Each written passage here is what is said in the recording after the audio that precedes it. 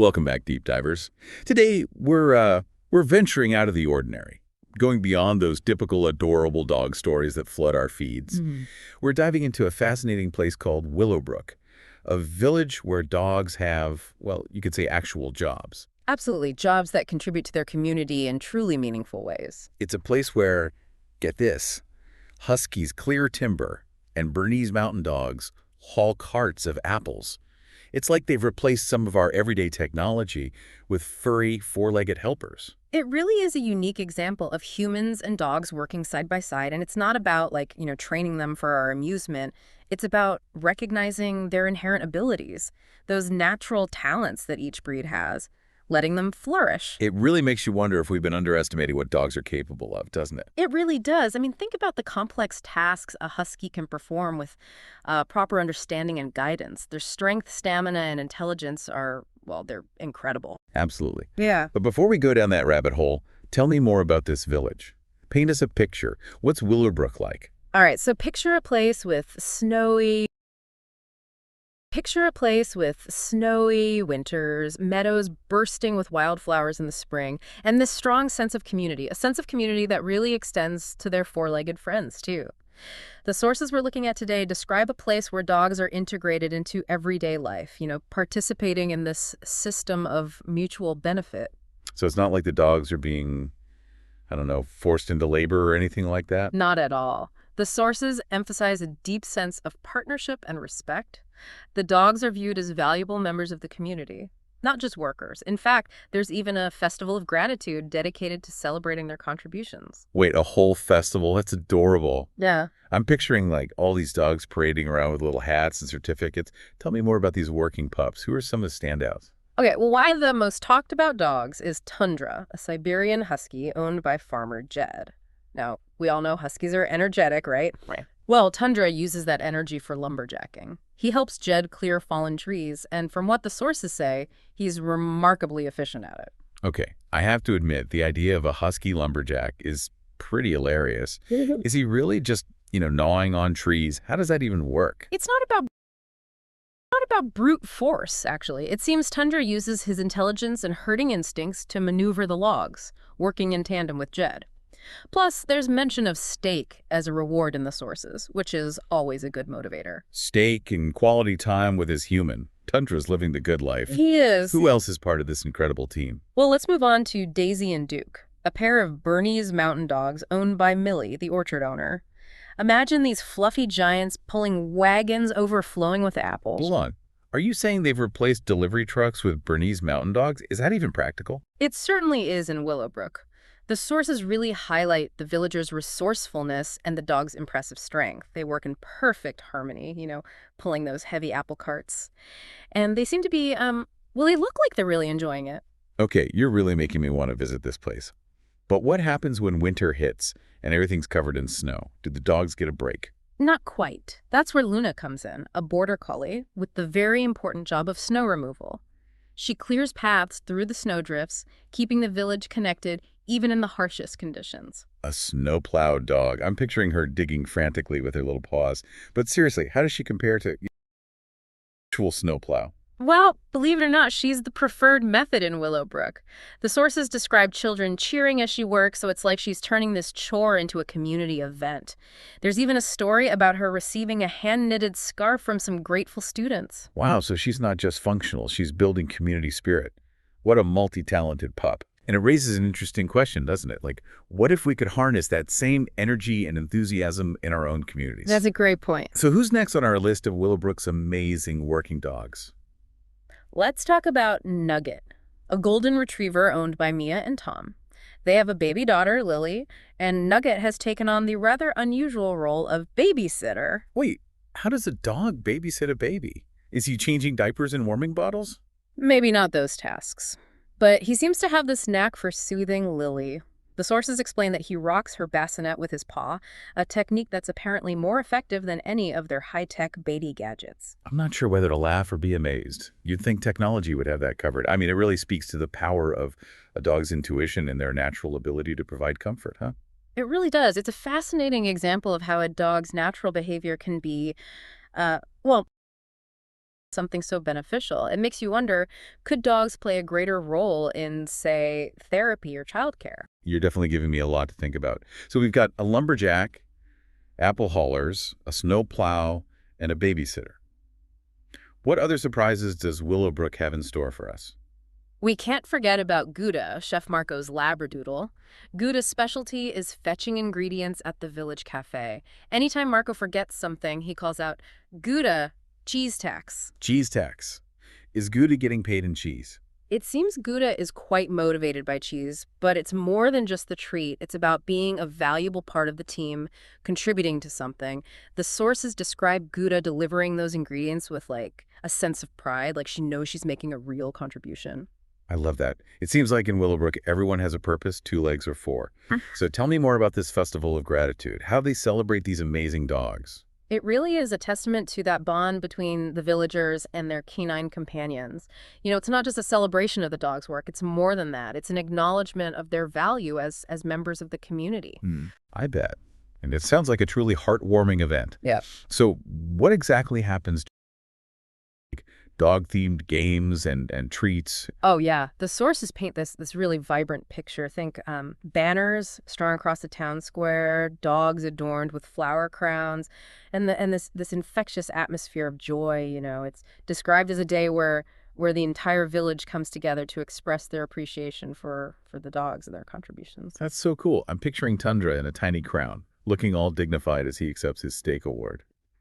What about the humans, though? Do they participate in any special way? They do. The mayor gives this proclamation formally recognizing the dog's vital role in the village. It's like the symbolic gesture that underscores the deep respect they hold for their canine partners. Wow, a mayoral proclamation for dogs. That's incredible. Do the sources actually quote what the mayor says? Yes, they do. And there's this one quote that really stands out. Why hire hands when we have paws?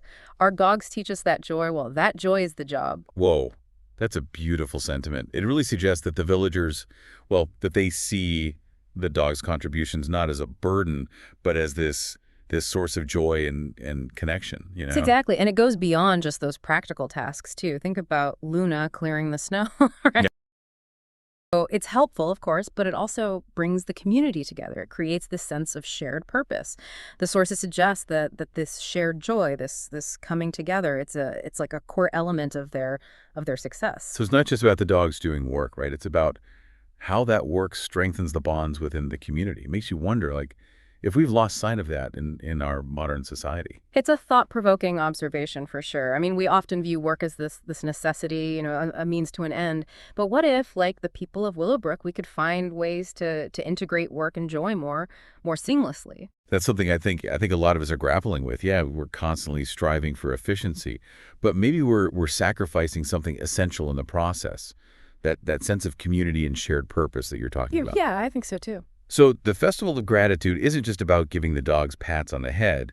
It's this deep-rooted cultural practice that reinforces the values of the entire community. Yeah, it's a ritual that binds them together, reminding them of the interconnectedness of all living things. This is truly fascinating. I mean, it's not just about, cute dogs doing cute things, right? Right. It's about a fundamentally different way of thinking about work, community, and bond. It challenges those preconceived notions that we have and invites us to re-examine our own relationships with animals, really. So we've explored Willowbrook's unique system, met those incredible working dogs, and witnessed their heartwarming festival of gratitude. Mm-hmm.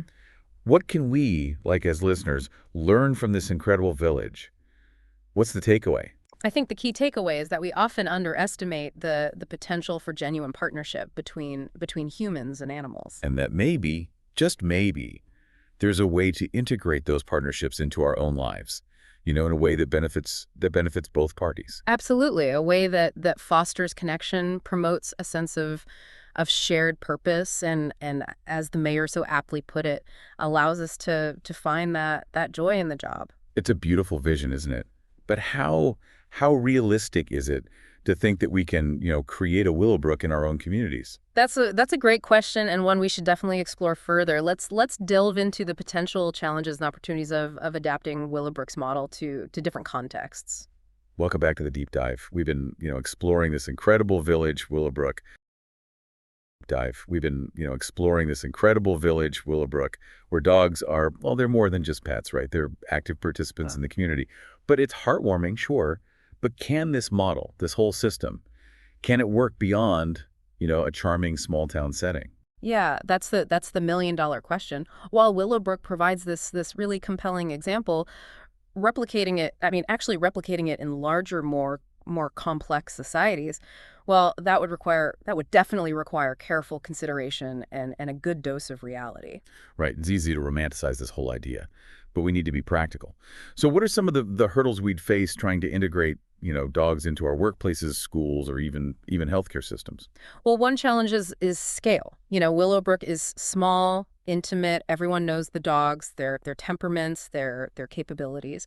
But in a larger community, ensuring that each dog is properly trained, supervised, and matched to a suitable role, well, that becomes a significant logistical feat. And it's not like, a one-size-fits-all situation, is it? I mean, a husky built for hauling timber might not be the best fit for a bustling hospital environment. Exactly. Individual assessment is key. Any dog can do any job.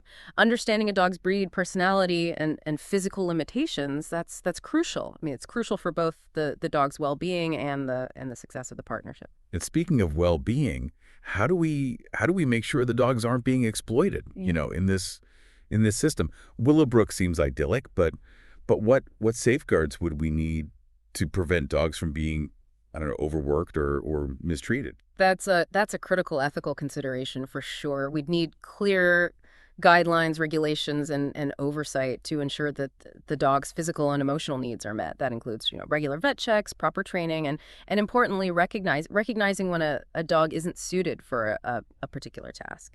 So it's about finding that balance, right? Recognizing the dog's potential while respecting their limitations Yeah. and ensuring that they're not, just cogs in a machine. Precisely. We need to avoid, anthropomorphizing, that whole projecting our desires onto them. It's about understanding their capabilities through their own lens, not ours. What might seem like a fun job to us could be, stressful or even harmful for a dog. And let's be honest, not every dog is cut out for we might want to dress them up in cute little uniforms. Absolutely. For many dogs, their greatest contribution, it really is companionship, love, and emotional support.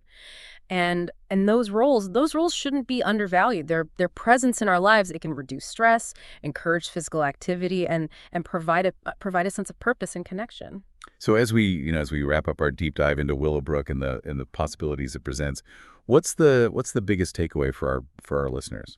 I think Willowbrook reminds us that our relationship with dogs can be so much more than just pet ownership. It can be a true partnership, based on mutual respect, understanding, and a recognition of each other's strengths. And while creating, a full-fledged Willowbrook in our modern world, and that might be a stretch, but the core principles are there's something we can all strive for. Right. Exactly. Observing our dogs, understanding their individual personalities and talents, and finding ways to nurture those abilities. That's something we can all do, whether it's through training, play, or simply appreciating their unique presence in our lives.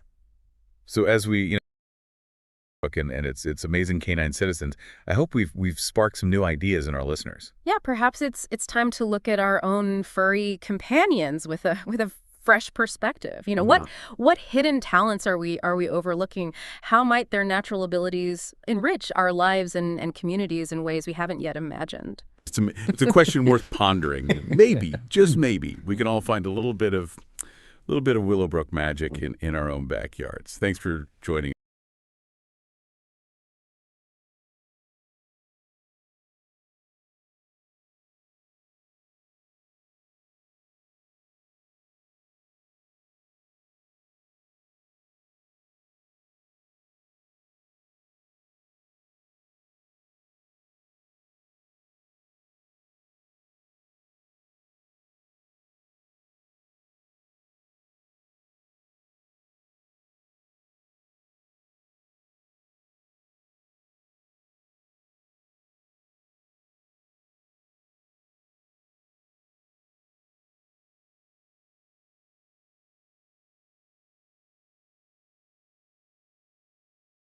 Picture a place with snowy winters, meadows bursting with wildflowers in the spring, and this strong sense of community, a sense of community that really extends to their four-legged friends, too.